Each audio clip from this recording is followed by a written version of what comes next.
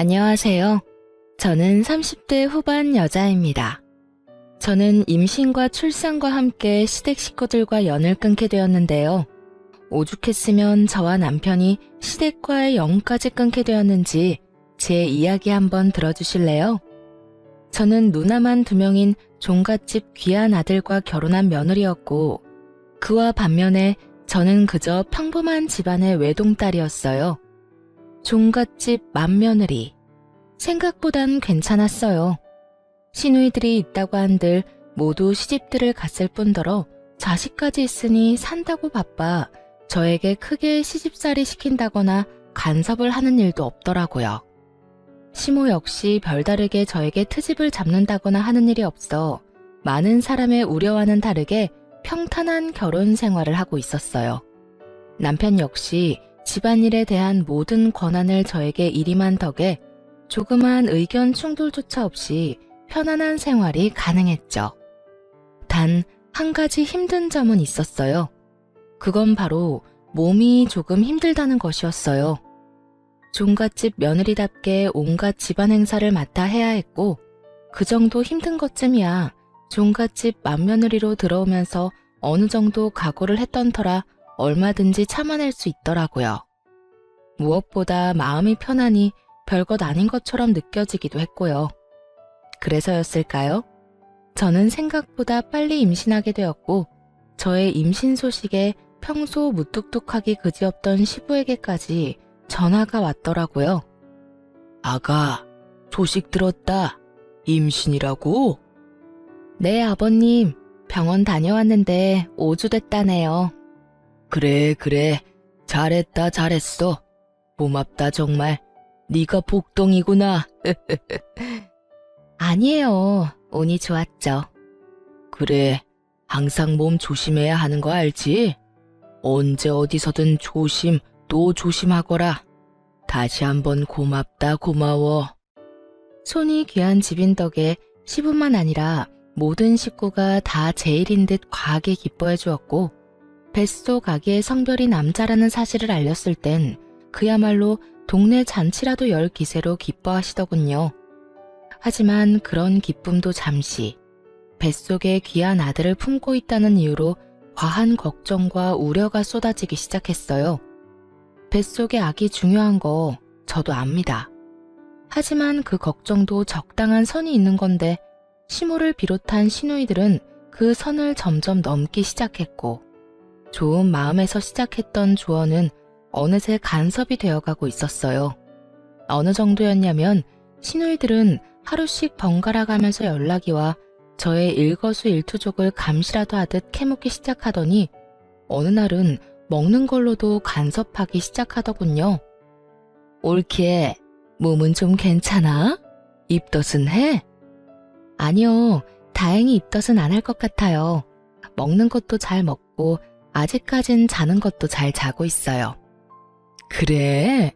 그러면 다행이다. 어제는 병원 다녀왔다고 했고 오늘은 어디 나가? 아, 요즘 뭐 특별히 먹고 싶은 거 없어? 내가 택배로 보내줄게. 아, 오늘은 집에서 좀 쉬려고요. 요즘은 빵, 떡볶이, 국수 이런 게 자꾸 먹고 싶은 거 있죠? 응? 그런 거 말고 몸에 좀 좋은 거 먹지. 이상하게 밀가루 들어간 게 자꾸 당기네요. 혹시나 병원에 물어보니까 스트레스 받지 말고 먹고 싶은 거 먹으라고 해서 조금씩 조절해가면서 먹고 있어요. 아유, 그래도 안 돼. 밀가루 몸에 좋지도 않은데. 그러지 말고 내가 찾아보니까 임산부 식단도 있더라. 그거 보내줄 테니까 그렇게 챙겨 먹어. 전화 끊고 바로 보내줄게. 아, 네? 네, 알겠어요. 이쯤 되니 그냥 설득을 포기하게 되더라고요. 병원에서도 된다고 하는데도 시누이 본인은 절대로 안 된다고 하는데 제가 뭐라고 할 수가 있겠어요? 통화할 때마다 안부를 묻는다는 명목하에 하나부터 10까지 다 묻고, 이건 이래서 안 된다, 저건 저래서 안 된다고 설교와 간섭을 늘어놓는 게 시누이들의 일상이 되어가고 있었어요. 전 그런 시누이들의 행동이 기가 막히고 코가 막혔지만 뱃속에 애도 있는데 화를 내서 뭐하나 싶어서 그냥 대답만 하고 넘겨버리는 생활이 반복되고 있었죠.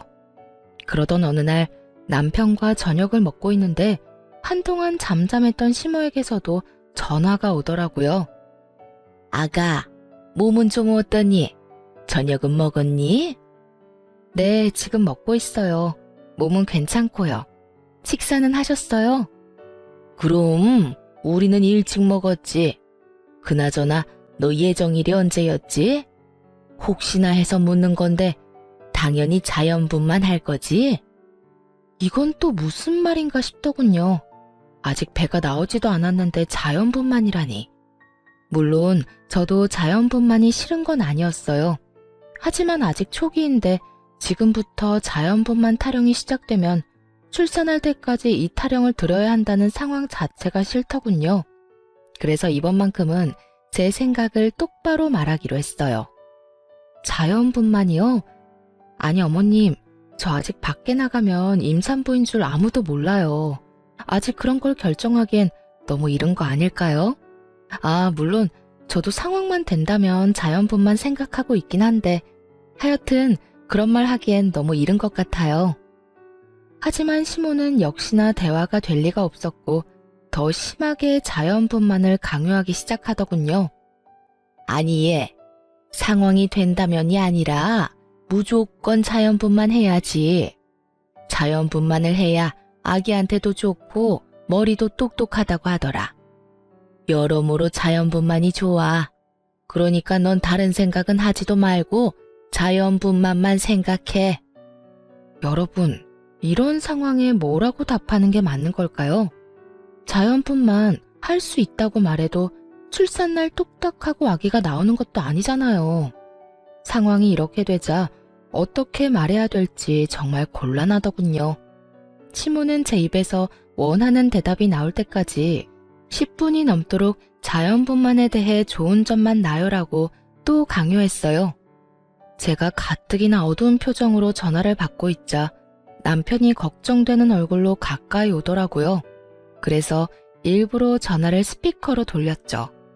시모 입에서 자연분만이라는 단어가 3번째 나오는 순간 남편이 시모에게 노발대발 화를 내기 시작하더군요. 아, 엄마, 제발 좀 그만해. 엄마 극성에 뱃속의 아기도 스트레스 받겠다. 아직 출산하려면 멀었는데 벌써 무슨 자연분만이야? 아니 아들, 옆에 있었어? 아니, 엄마는 다 우리 손주 생각해서 그러지. 엄마 손주이기 전에 우리 아기야. 그러니까 이제 좀 그만해. 아기 나올 때 되면 우리가 자연분만할지 수술할지 알아서 잘 결정해서 낳을 테니까. 아들, 수술이라니. 엄마는 너희 셋 다 자연분만으로 낳았어. 그러니까 봐라. 너희들 얼마나 건강해. 건강은 무슨? 나 잔병치레 엄청나게 하면서 큰 거 기억 안 나? 엄마가 내 병원비로 병원 기둥 하나는 세웠다고 했던 거 기억 안 나냐고. 아무튼 한 번만 더 이 사람한테 전화해서 이상한 소리 해봐. 전화 차단해버릴 거야. 그리고 누나들도 똑같아. 이 사람한테 다들 쓸데없는 연락도 하면 다 차단해버리고 나중에 아기 얼굴도 안 보여줄 거야. 그래도 되지? 그게 무슨 소리니? 출산하면 얼굴은 보여줘야지. 그리고 쓸데없다니. 우린 다 걱정하고 생각해서 그러는 건데. 그 걱정이 다 쓸데없는 짓이라고. 이 사람이 굳이 아무 말 안 하니까 나도 이때까진 가만히 있었는데 오늘 엄마 말하는 거 들어보니 도저히 안 되겠네. 이러다 진짜 사람 피 말려 죽이겠어. 그러니까 엄마 손주 무사히 세상 빛 보게 해주고 싶으면 이 사람한테 전화해서 왈가왈부 간섭 좀 하지 마. 그럼 끊어. 남편은 시모에게 한마디도 지지 않고 자기 의사를 분명하게 전한 뒤 전화를 끊어버렸고 당황하기도 놀라기도 해 가만히 남편을 보고 있는 저를 보며 이렇게 말하더군요. 미안해. 우리 집 식구들 왜 이러는지 모르겠어. 아무튼 이때까진 당신이 나서지 말라는 말도 있기도 했고 큰 소리 나는 게 싫기도 해서 참고 있었는데 앞으로는 내가 알아서 할 테니까 이제부턴 당신은 한 발 물러서 있어. 이렇게까지 강하게 말할 줄은 몰랐는데 속으로 많이 놀랐어요.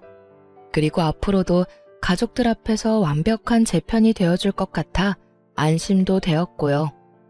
주변에 물어보니까 이런 건 남자가 중간에서 잘해야 한다더라. 그러니까 혹시나 나 없을 때 엄마나 누나가 또 그러면 당장 나한테 말해? 부담 갖지 말고. 참 고맙더라고요. 괜히 임신한 유세 부린다는 말을 듣고 싶지 않아 참고 있긴 했지만 사실 한계치에 다다르긴 했었기에 이 타이밍에 나서준 남편이 더없이 든든하더군요.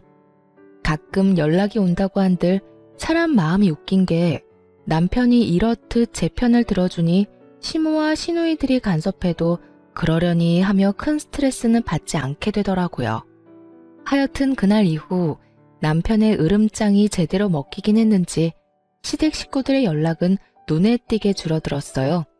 아주 가끔 시아버지가 연락이 와서 먹고 싶은 건 없는지 물으며 며느리 먹고 싶은 건 다 사줘야 한다며 용돈 보내주시는 것 말고는 없었죠.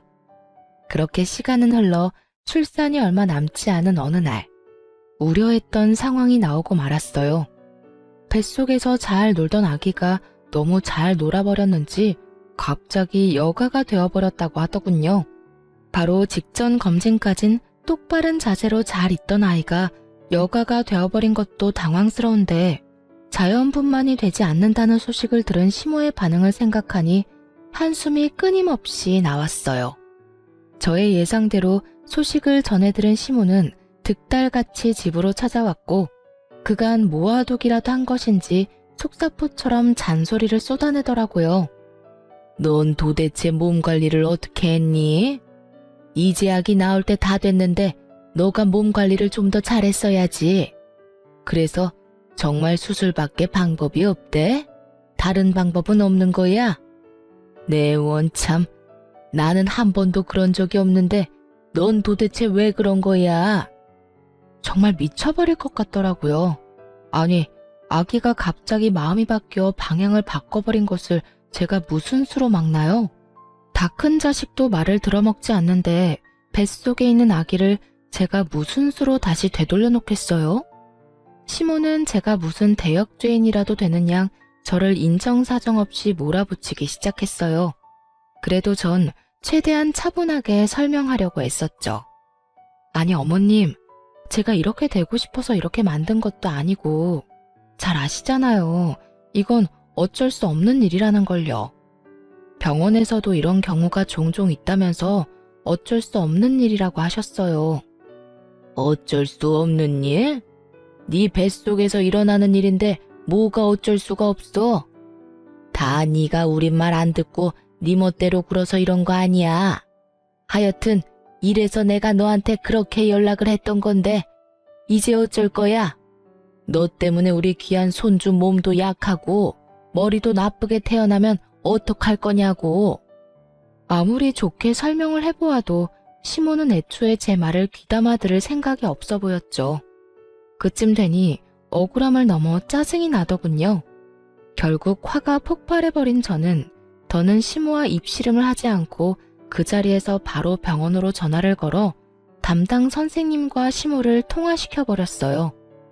처음부터 시모는 우리 며느리 때문에 아기가 갑자기 여가가 되었다며 어떻게든 제 탓으로 돌려보려고 애썼지만 의사 선생님이 이건 아니다 싶었는지 좀 강하게 나무라기 시작하더군요. 전문의의 사실을 바탕으로 한 꾸중과 호통에 시모는 연신 헛기침을 하며 얼굴이 붉어졌죠. 원하는 말을 듣지 못하니 선생님이 뭐라고 하시든 전화를 무턱대고 끊어버리더군요. 전화를 끊은 시모의 표정은 분노로 가득했고 전 그런 시모를 보며 이렇게 말했습니다. 충분히 들으셨죠? 어머님, 제발 다른 데서 카더라식 거짓 정보만 듣고 저한테 나무라지 말아주세요. 선생님 말씀대로 이건 제 잘못도 아기 잘못도 아니고 어쩌다 일어날 수 있는 일이라고요. 그러니 이제 그만하고 돌아가 주세요. 저도 피곤해요. 제 말에 시모는 아무 말도 하지 못하고 한참을 저를 노려보더니 끝까지 입 한 번 떼지 않고 돌아가더군요. 상황이 이렇게 되니 전 아기를 출산하고 난 뒤가 더 걱정됐어요. 뱃속에 있을 때도 이 난리인데 그 귀한 아들이 세상의 빛을 보게 되면 얼마나 난리들을 피워댈지 불보듯 너무 뻔했으니까요. 그렇게 저의 우려와 걱정이 커지는 사이 만삭을 지나 출산 2일을 앞두고 있었고 화장실이 급해 화장실로 갔는데 그날따라 소변이 끊이지 않고 계속 나오더라고요. 처음 겪는 상황이지만 딱 알겠더라고요. 양수가 터졌구나 하고요. 거기에다 꽤 심각한 상황이라는 것까지도요. 전 서둘러 병원으로 향했고 내진을 해본 결과 상황은 제 생각보다도 더 좋지 않았어요. 급하게 긴급 제왕절개 수술에 들어가야 할 정도로 말이죠. 제 연락을 받은 남편은 급히 병원으로 오고 있었고 제가 내진을 받는 사이 도착한 시댁 식구들과 친정 식구들이 줄지어 들어오고 있더군요. 식구들의 등장에 의사와 간호사분은 상황이 급하다는 설명을 해주었고 설명을 다 들은 시모는 한시라도 빨리 동의서에 사인을 해도 모자랄 판국에 간호사와 실랑이를 하며 미친 소리를 뱉어내기 시작하더군요. 아니, 시도라도 해볼 수 있잖아요. 바로 수술하지 말고 자연분만 시도라도 해보라고요. 보호자분, 시도를 하고 말고 할 시간이 없다니까요. 얼른 확인해보시고 사인해주세요. 시간이 없기는 무슨. 우리 며느리 얼굴 보니까 그렇게 급한 것 같지도 않구먼. 이분 말고 다른 보호자 안 계세요? 이러다 진짜 사모님도 그렇고 아기도 그렇고 정말 큰일 날 수도 있다고요. 그러니까 그 큰일 나기 전에 자연분만 시도라도 해보자니까요. 여기서 이럴 시간에 시도라도 하면 될 것을. 시모는 도무지 말이 통하지 않는 상태였고 뒤늦게 도착해 상황을 늦게 전해들은 엄마가 시모를 막아서며 분노를 표출하셨어요. 사돈, 정말 이럴 거예요? 지금 위험하다잖아요. 이러다 우리 딸 잘못되면 사돈이 책임지실 거예요. 비키세요. 제가 사인하겠습니다. 어이구, 잘못되기는 무슨. 사람이 그렇게 쉽게 죽는 줄 알아요? 우리 때는 이런 의료기술 없어도 다 잘만 나았다고요. 정말 몸만 멀쩡하다면 미친 소리를 해대는 시모의 머리채를 모조리 다 잡아 뜯어버리고 싶은 심정이었습니다. 친정엄마도 같은 심정인지 얼른 수술실로 들어가자며 동의서에 사인하려는 걸 시모가 온몸으로 막아서는 아주 어이없는 상황이 펼쳐졌죠. 모든 상황을 지켜보던 의사 선생님도 큰 소리를 내며 얼른 사인하라고 닥달하기 시작했어요. 그 정신이 어지러운 순간에도 귀가 아플 정도로 시끄럽게 싸우는 두 사람 때문에 남편이 얼른 도착하기만을 기다렸어요. 자칫하면 엄마와 시모가 분만실에서 몸싸움이 날 수 있는 조마조마한 순간이었거든요. 그 순간 뒤늦게 나타난 신랑의 우렁찬 목소리가 들리더군요. 엄마, 미쳤어? 도대체 뭐 하는 거야? 엄마 진짜 제정신이야? 누나들은 도대체 엄마 안 말리고 뭐 하고 있어? 정말 살았다 싶더라고요. 남편은 노발대발 화를 내면서도 빠르게 수술 동의를 해주었고 전 그렇게 수술에 들어갈 수 있었습니다. 수술에 들어가는 동안에도 수술을 받는 동안에도 이게 무슨 일인가 싶더군요. 수술실의 차가운 기운에 몸이 떨리는 건지 시모와 시누이들의 행동에 몸이 떨리는 건지 알지 못할 떨림을 느끼며 저는 다짐했어요. 불효자 소리를 듣더라도 시모와 시누이들은 더는 제 가족에 그리고 저에게 간섭하지 못하게끔 독하게 변하겠다고요. 그렇게 저의 다짐과 함께 소중한 아들이 세상에 나오고 푸처치를 하고 병실로 가니 남편이 두 손을 꼭 모으고 저를 기다리고 있더군요. 얼마나 울었는지 눈이 퉁퉁 불어서 말이죠. 여보, 나 진짜 당신 잘못될까봐 너무 무서웠어. 당신도 많이 무서웠지. 내가 늦어서 너무 미안해. 내가 진짜 입이 10개라도 할 말이 없다. 울긴 왜 울어. 누가 보면 당신이 출산한 줄 알겠다. 아, 정말 내가 대신 낳아주고 싶은 심정이더라니까. 하여튼 앞으로 나만 믿어. 내가 더 큰 방패막이 되어줄게. 다신 이런 상황에 혼자 두지 않도록 노력할게. 무사히 돌아와줘서 고마워, 여보. 남편은 독하게 마음을 먹었는지 시모와 시누이들은 병실에는 오지도 못하게 막아버렸고 그렇게 퇴원날이 다가왔어요. 저는 퇴원을 위해 짐을 싸고 있었고 남편은 병원비를 정산하기 위해 잠시 자리를 비운 사이 어떻게 알았는지 시모가 병실로 들어서더군요. 몸은 좀 어떠니? 아직 아프긴 한데 그래도 어제보단 덜 아파요. 그러게 자연분만 했으면 이렇게 아플 일도 없었을 텐데. 어머님, 이제 그만 좀 하세요. 이미 수술은 했고 아기도 건강하게 잘 나왔는데 왜 계속 자연분만 이야기를 하세요? 그래, 그건 그렇고 조리원으로 간다고? 네, 예약해둔 조리원에서 2주 쉬고 나와요. 제 말을 듣던 시모는 제 눈치를 살피더니 헛웃음이 터져나오는 말을 하기 시작하더군요. 그게 내가 많이 생각해 봤는데 아무래도 우리 귀한 장손을 남의 손에 맡긴다는 게 영 불안해서 말이야. 그래서 하는 말인데 너 산후조리를 우리 집으로 가서 하는 게 어떻겠니? 그게 불편하면 내가 너희 집으로 가도 되고 말이야. 어머님, 아무리 그래도 제가 어떻게 어머님한테 제 몸조리를 맡길 수 있겠어요. 아기도 그렇고 힘드실 거예요. 그리고 어떤 걱정하시는지 잘 알고 있는데 그런 일이 일어나는 건 아주 극소수이고요. 제가 예약한 조리원 유명하기도 하고 평도 꽤 좋은 곳이라서 그런 걱정은 안 하셔도 돼요. 아무래도 전문가한테 맡기는 게 저도 편하기도 해서 그냥 조리원으로 갈게요. 어머 얘, 그런 걸로 치면 나도 전문가야. 내가 네 남편을 비롯해 애 셋을 키웠어. 그러니까 그냥 우리 집으로 가자. 내가 정말 불안해서 그래.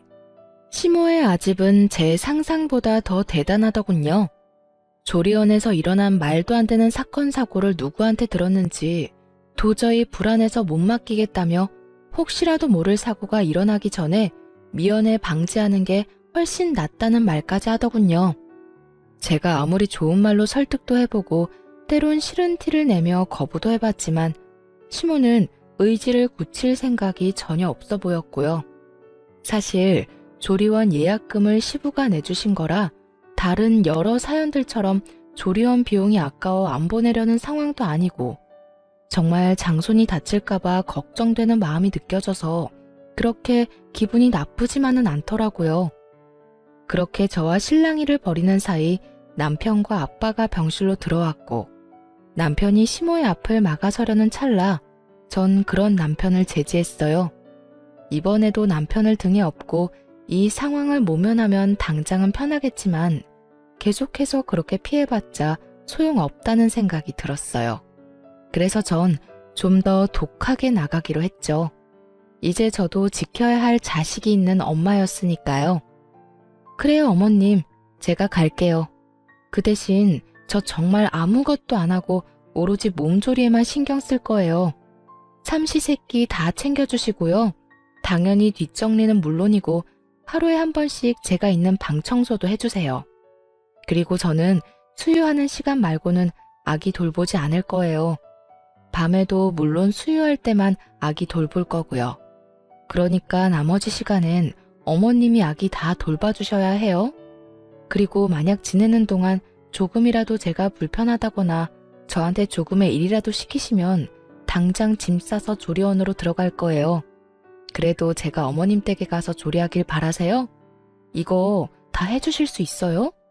시모는 잠시 멈칫하는 듯 했지만 이내에 다 할 수 있다며 호언장담을 하는데 결국 시모의 뜻대로 시댁에서 몸조리를 시작하고 말았어요. 시댁에 도착해 제가 머물 방에 가보니 참 뭘 믿고 집에서 산후조리를 해준다고 했는지 알 수가 없더군요. 여기저기 굴러다니는 머리카락에 먼지, 굳이 코를 대지 않아도 묵은 냄새가 강하게 나는 꼬질꼬질한 이불. 딱 보아도 신생아와 산모를 맞이할 수 없는 방에 아기와 들어가 있으라고 하는데 참 기가 막혔어요. 그래서 전 주저하지 않고 시모에게 직접 청소해달라고 했죠.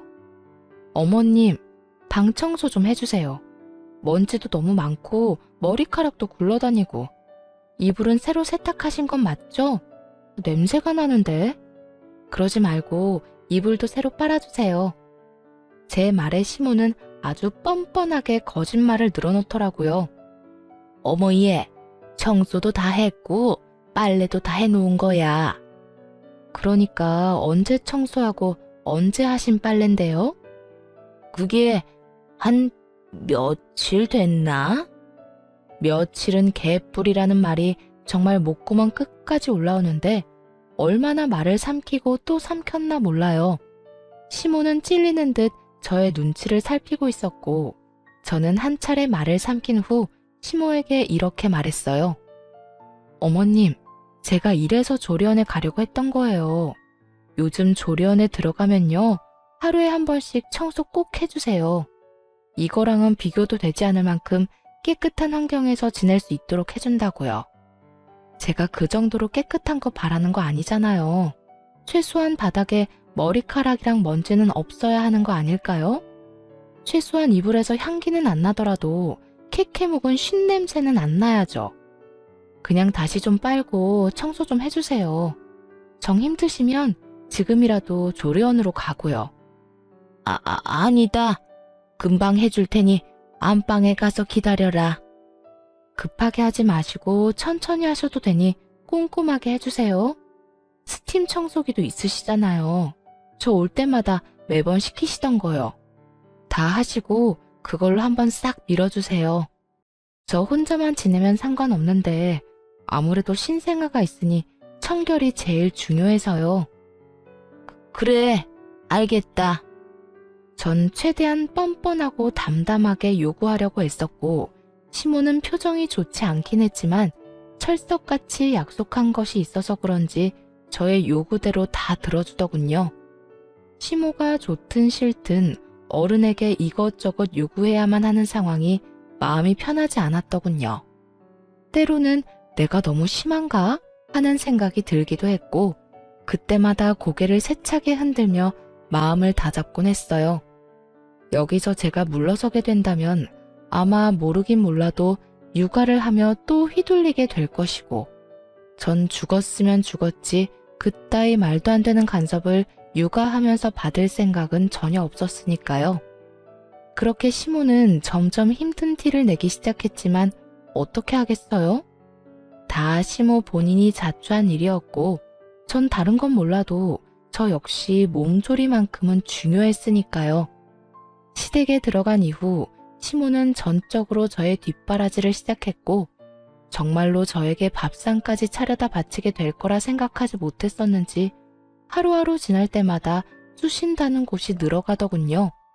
그러나 말거나 전 수유지옥과 트림지옥에 정신을 차릴 새가 없었어요. 새벽에 잠도 못 자고 아이를 돌보다 보니 아기가 잘 때는 저도 같이 지쳐 쓰러져 자고 있을 때가 많았어요. 그래서 시모가 모든 집안일을 혼자서 할 수밖에 없었죠. 그걸 보던 시부는 말년에 고생한다며 그러게 예정대로 조리원 가면 되는데 몇 편 내가 이상한 고집을 피운다며 저 대신 혀를 끌끌 차셨죠. 아이만 3명을 키웠다며 큰소리 떵떵 치던 시모도 이 정도로 힘든 줄은 몰랐는지 날이 갈수록 말수도 줄어들고 얼굴살도 빠지셨더라고요. 다들 아시다시피 먹고 싸고 울기를 반복하는 신생아의 굴레 속에 온 가족이 잠도 못 자고 아기한테 시달리게 되는 건 매일 있는 상황이었죠. 그렇게 일주일도 채 되지 않은 날 시모는 폭발을 하고야 말았습니다. 그날도 역시 배불리 모유를 먹은 아기는 오줌을 쌌는지 서럽게 울기 시작했어요. 아기가 목청껏 울기 시작하니 시모는 짜증 가득한 얼굴로 방문을 세게 열더니 아기를 향해 고함을 질러버리더라고요. 아, 정말 그만 좀 울어라. 너 때문에 내가 정말 미쳐버릴 것만 같아. 어떻게 하루 종일 우니? 하루 종일 울어? 그렇게 귀하고 귀에 조리원에조차 맡기지 못하겠다고 똥꼬지 부려 데리고 올 땐 언제고, 목도 제대로 가누지 못하는 생후 일주일도 안 된 아기한테 화를 내는 모습을 보고 있자니 정말 기가 다 막히더군요. 시모는 그야말로 정신을 놓은 듯 보였고, 그런 시모에게 쏘아붙이듯 말했어요. 어머님, 먹고 자고 우는 게 일인 아기한테 울지 말라고 화를 내면 어떻게 해요? 얘는 제 할 일을 하는 것 뿐이라고요. 예, 아무리 그래도 해도 너무하지 않니? 밤에는 직접 애 보느라 잠도 못 자. 낮에는 빽빽 울어대는 소리에 잠도 못 자. 도대체 난 언제 자란 말이니? 귀한 손주도 하루 이틀이지. 나도 사람인데. 이렇게까지 울어대니 나도 당연히 짜증이 나지. 그러게 제가 이럴 줄 알고 조리원으로 간다고 했었잖아요. 그렇게 고집 부려서 데리고 오더니 고작 일주일도 못 버티고 이렇게 화내려고 큰 소리 치셨어요. 그리고 소리 좀 그만 지르세요. 애 놀라면 밤에 더 심하게 우는 거 모르세요? 제 말을 다 알아듣는 듯 아기는 타이밍 맞춰 더 큰 소리로 울기 시작했고, 시모의 표정이 실시간으로 썩어가고 있더군요. 저는 불만스러운 눈빛으로 우는 아기를 달래기 시작했죠. 그랬더니 시모가 기어들어가는 목소리로 이렇게 말하더군요. 아가, 너 지금이라도 조리원에 들어가면 안 되니? 네? 그게 무슨 말이세요? 이제 와서 조리원을 어떻게 가요? 전 일부러 더 난색을 보이며 시모의 말을 받아쳤고, 시모는 도저히 안 되겠다 싶었는지 아예 애원을 하기 시작하더군요. 나 정말 이러다 죽을 것 같아서 그래. 내가 나이가 몇 살인데 끼니 때마다 며느리 밥 시중 드는 것도 모자라 낮이고 밤이고 손주 시중 드느라 잠도 못 자. 그것뿐이니? 네 시아버지 눈치 보여서 그것도 그거대로 아주 힘들어 못 살겠어. 그러니까 제발 이제라도 조리원으로 가라. 응? 참 뻔뻔하다 싶더군요. 그러게 진작 제 말대로 했으면 서로 이렇게까지 얼굴 붉힐 일은 없었을 텐데 왜 고집을 부려서 이런 상황까지 만드는 것인지 이해도 되지 않았고요. 제가 여러 가지 생각들로 할 말을 잃고 시모의 얼굴만 뚫어지게 보고 있으니 주저리 아무 말 대잔치를 하기 시작하더군요. 네 말대로 전문가들도 있고 네가 먹는 밥도 거기에서 더 잘 챙겨줄 거다. 너도 시어머니한테 이거 해달라 저거 해달라 말하기 눈치 보일 거 아니냐. 아니요, 전 괜찮아요. 어머님이 아기를 이렇게 잘 맡아주시니 혹시 모를 사고가 안 일어나서 더 안심되던걸요. 애초에 어머님이 다 해준다고 해서 여기로 온 거라 눈치는 안 보여요. 아무튼 전 여기 좋아요, 어머님.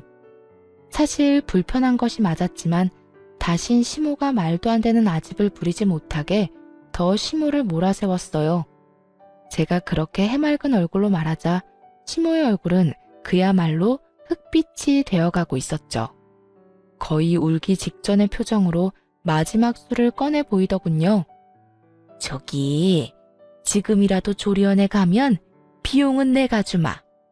얼마가 들든 군소리 하지 않고 다 주마. 아니 이참에 그냥 편하게 한 달 정도 가 있는 게 어떻겠니?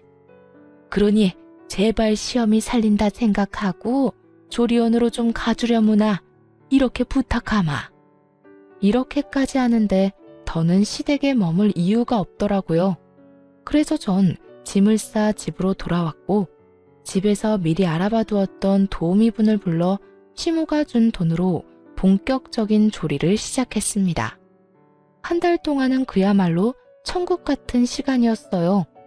한 달 뒤 본격적인 독박 육아가 시작되자 그야말로 지옥이 펼쳐지더군요.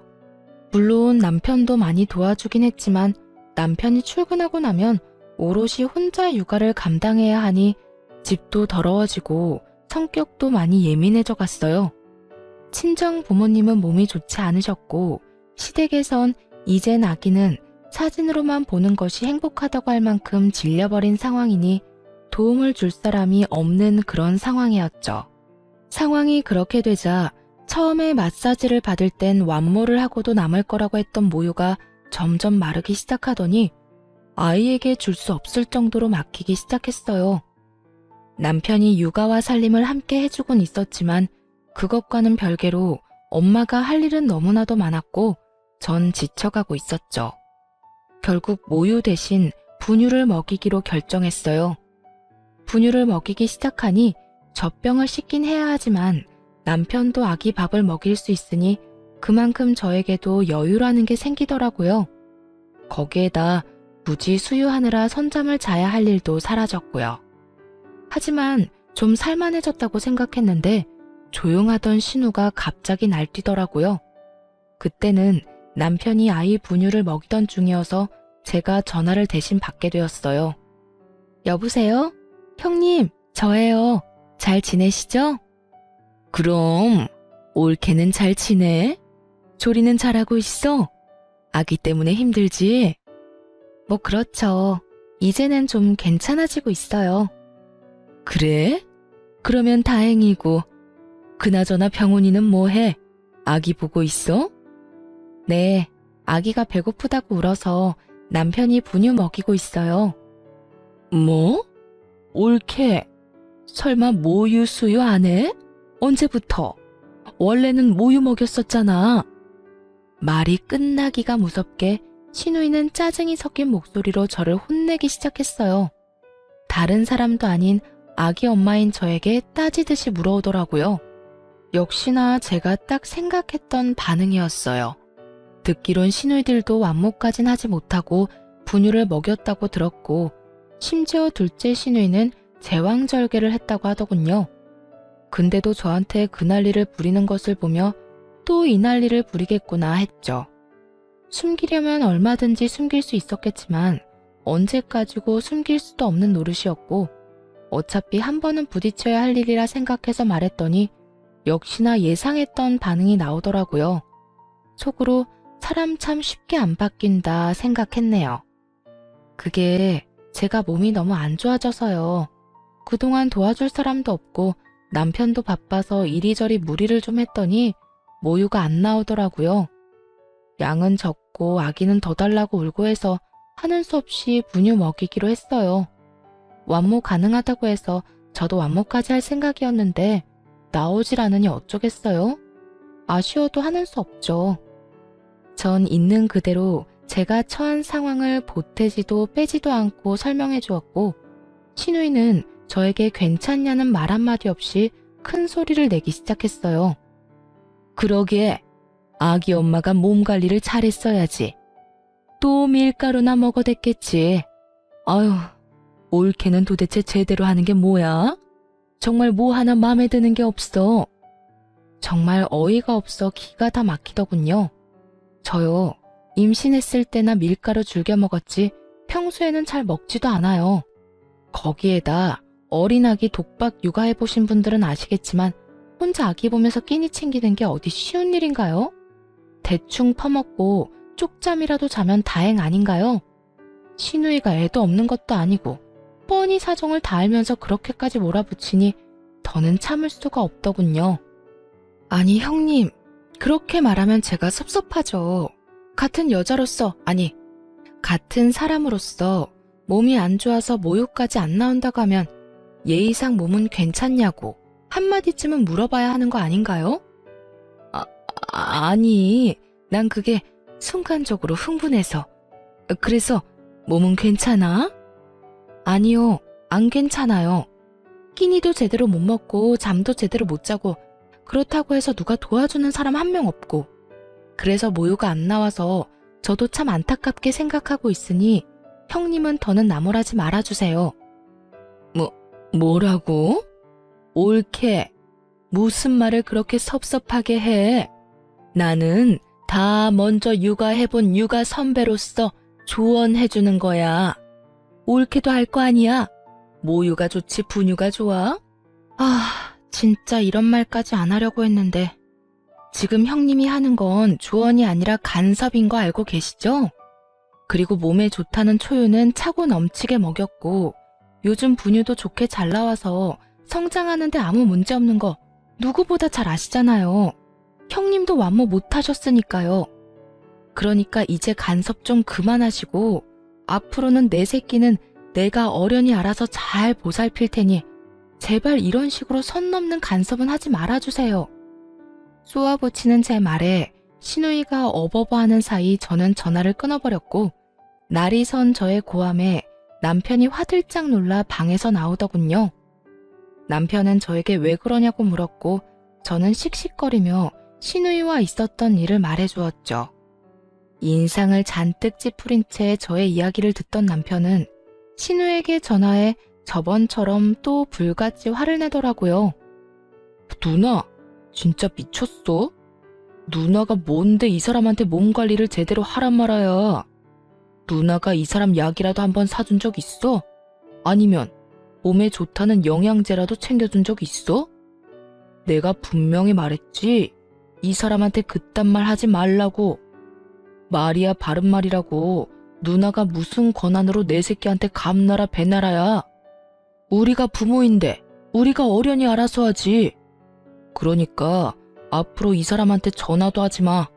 나한테도 한동안 연락도 하지 마. 알겠어? 이 정도 했으면 이젠 그만하겠지 생각했거든요. 그런데 신우는 참 포기를 모르는 여자더라고요.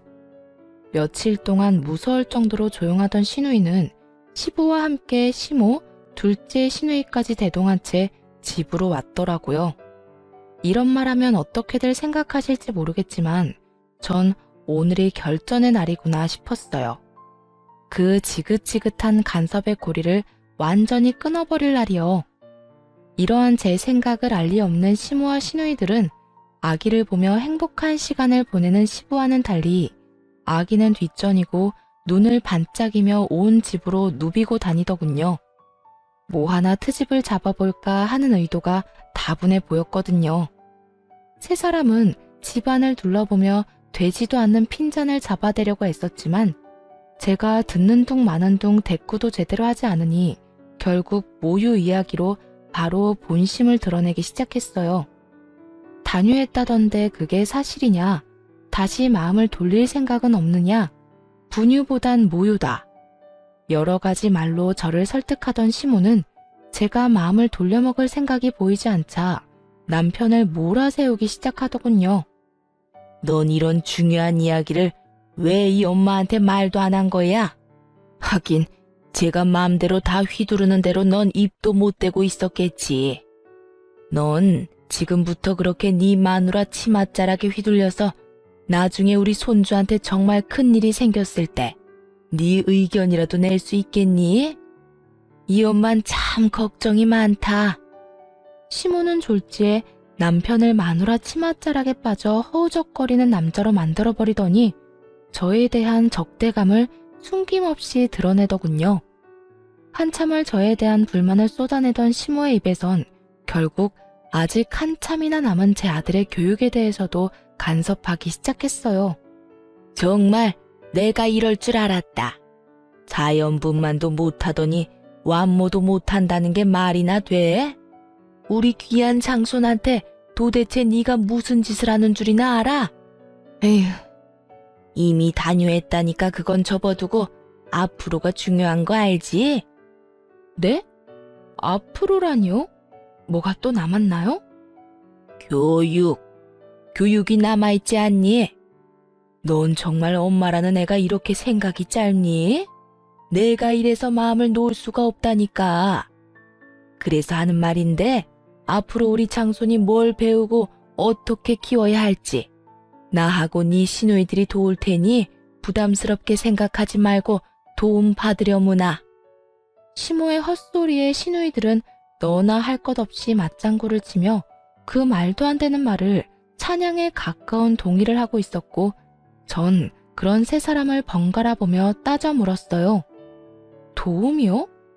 말이 좋아서 도움이지 아예 어머님 뜻대로 제 아들을 키우겠단 말이잖아요. 전 절대로 그렇게 할 생각 없으니까 그런 생각은 하지도 마세요. 네 생각이 왜 필요하니? 내가 그렇게 하겠다는데. 그러게 진작 네가 내 아들을 쥐락펴락만 하지 않았으면 이런 일도 없지 않니? 착하고 순한 내 아들이 네 치맛자락에 빠져 헤어나오질 못하니 내가 이렇게라도 해야 내 귀한 손주가 잘 크지 않겠어? 하여튼 내 뜻은 굳혔으니 잔말 말고 내 뜻에 따르렴. 정말 해도 해도 너무하더라고요.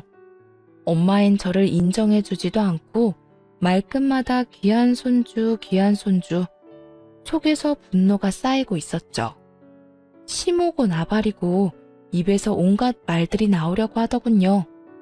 시부가 옆에 있었지만 참지 못하고 한마디 하려던 순간이었어요. 시종일관 말 한마디 하지 않고 굳은 표정으로 바라보던 남편이 아기를 확 안으며 말했어요. 엄마, 누나, 이제 우리 영 끊고 살자. 더는 안 되겠어. 이대로 지내다간 나 아무래도 이혼당할 게 뻔하고 난 내 가정은 지켜야 하니까 우리 인연 끊어. 너 그게 도대체 무슨 말이야? 연을 끊자니. 그게 이 엄마한테 할 말이야? 엄마 말대로 이때껏 내가 너무 착하고 순했던 것 같아. 진작 이 인연을 끊었어야 했는데. 그래도 가족이라고 참고 또 참았는데 이젠 안 될 것 같아. 남편의 단호한 태도에 시모는 개거품을 물며 거의 넘어가기 직전이었고 두 시누이가 남편에게 후레자식이라는 말과 함께 온갖 욕을 쏟아내기 시작했어요. 이 나쁜 놈아, 네가 그러고도 인간이야? 어떻게 엄마한테 그런 말을 할 수가 있어? 그러게, 엄마가 널 어떻게 키웠는데? 언니랑 나는 몰라도 엄마가 너한테 어떻게 했는데? 마누라 때문에 뭐? 연을 끊어? 네가 제정신이야? 누나들이 입장 바꿔서 생각해봐. 만약 누나들이 이런 상황인데 내 형들이 누나 편 안 들어주고 시댁 말이 다 맞다. 너는 고개 숙이고 시댁 말에 다 따르라고 하면 누나들은 그런 남편이랑 계속 같이 살 수 있을 것 같아? 난 후레자식이 되는 한이 있어도 내 가정은 지킬 거니까 인연 끊어. 아버지, 죄송합니다. 남편의 말에 그나마 양심은 있는 것인지 시누이들은 동시에 입을 닫았고 시부는 아무런 말도 하지 않고 남편을 한참 바라보다 시모에게 묻더군요. 당신은 선호가 한 말 어떻게 생각해? 인연을 끊자는데? 어떻게 생각하냐니요? 당연히 말도 안 되는 소리죠. 이게 다 전연 때문이라고요. 장손 낳아줬다고 오냐오냐 했더니 아들 하나 낳은 것 말고는 맘에 드는 게 하나도 없다고요. 이래서 집안에 여자가 잘 들어와야 한다고 하는 거라고요. 이거 보세요. 그 착하던 우리 아들 입에서 인연 끊자는 말이 나오다니. 이게 말이 된다고 생각해요? 시모는 눈까지 까뒤집으며 저를 향해 비판을 쏟아내고 있었고 그런 시모를 향해 시부는 고함을 지르기 시작했어요. 전연이라니? 아무리 화가 난다고 해도 그렇지. 며느리한테 욕설이라니 당신은 부끄럽지도 않아? 내가 진짜 이때까지 세 사람이 하는 꼴이 너무 창피해서 입이 떨어지지 않아서 가만히 있었더니 뭐? 전연? 당신은 기본적인 예의라는 것도 모르는 거야? 너희도 그래.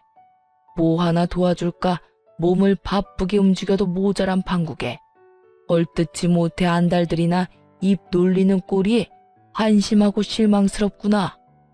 시부의 말에도 정신을 차리지 못한 시모는 다시 그 지긋지긋한 자연분만과 모유 수유를 입에 올리더군요. 아니 여보, 저 물건 때문에 우리 손주 자연분만으로 태어나지도 못했는데 완모라도 해야 건강할 거 아니에요. 제 말이 틀렸어요? 그만 좀 하라니까. 내 말 안 들려? 그까짓 것들이 뭐 중요하다고 이 난리들을 부리는 거야? 내가 이렇게까지 했는데도 못 알아듣는 것 같으니 앞으로 선호 뜻대로 이 집엔 발걸음도 하지 말고 연락도 하지 마라. 알겠어? 시부는 결국 남편의 뜻에 힘을 실어주었고 시누이들 역시 저희 집 출입 금지령과 함께 시댁 금지령까지 내려지게 되었죠.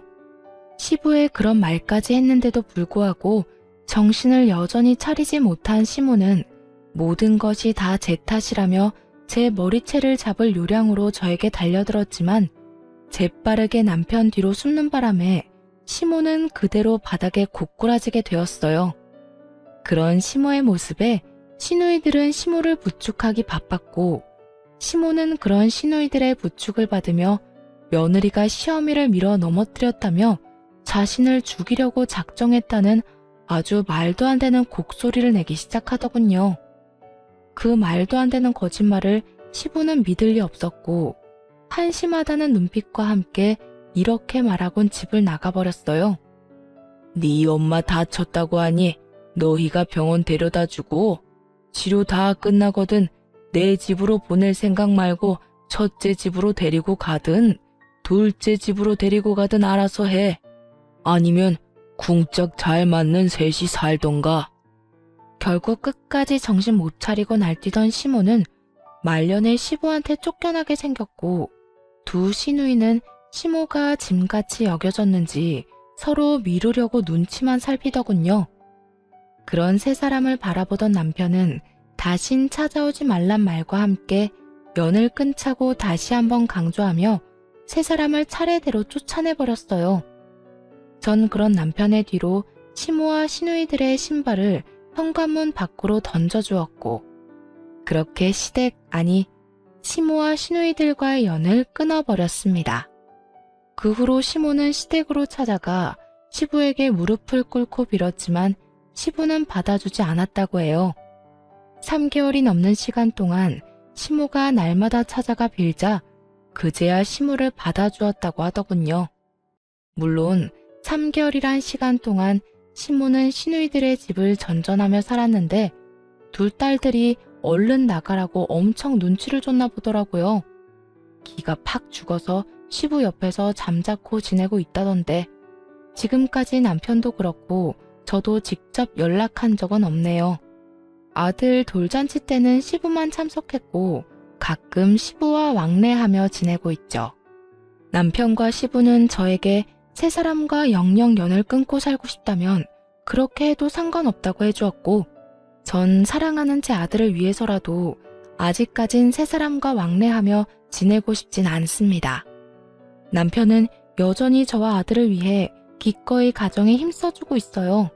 그 덕에 제 건강도 많이 회복된 상태이고요. 처음 세 사람과 연을 끊고 난 후 폐륜이라도 저지르는 것 같아 망설여졌지만 요즘은 그런 힘든 결정을 기꺼이 해준 남편에게 한없이 감사하며 행복한 일상을 살아가고 있어요. 이래서 가정에는 남편의 역할이 중요한 것 같아요.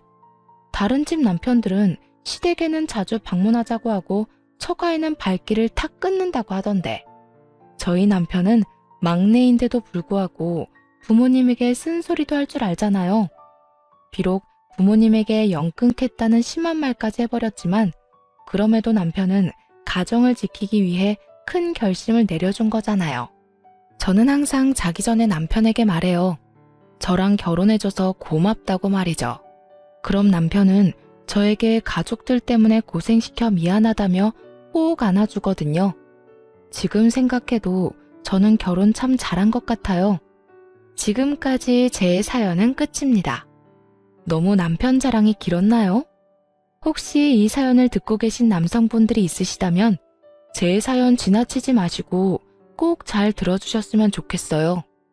결혼은 두 사람이 사랑해서 하는 거잖아요. 사랑하는 사람이 슬퍼하지 않도록 결단이 필요할 때는 가정을 지키기 위해 이런 선택까지 할 수 있어야 한다고 생각해요.